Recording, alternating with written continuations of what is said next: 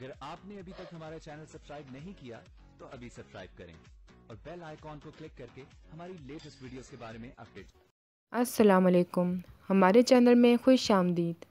राहील जो इजहार बनकर चाँद से रब्ता रखता है, जब उसे चाँद के निकाह का पता चलता है, ज़बरदस्ती चाँद को अगवा करके निकाह करने की कोशिश करता है, मगर उसका इल्ज़ाम सुनकर कि वो उसके भाई और भाभी का कातिल है, वो उसे आज़ाद कर देता है और वो टूट जाता है और कहता है वो कोशिश करके हार गया है, चाँद की नफ़रत को ना बदल सका।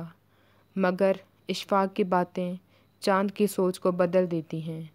फ़रीहा खुश हो जाती है, चाँद उसके रास्ते से हट गई है। वो सिकंदर के साथ मिलकर इजहार का पर्दा भी चाक कर देती है। दोनों मिलकर चाँद पर साबित कर देते हैं असल में राहील ही इजहार है। पता नहीं राहील के बुरे दिन चल रहे होते हैं या फ़रीहा के अच्छे दिन, मगर अब राहील चाँद को तंग ना करने की कसम खा चुका होता है। वो जान तो दे सकता है, मगर फ़रीहा से शादी भी ना करेगा। हमारी वीडियो को लाइक करें, शेयर करें और सब्सक्राइब भी।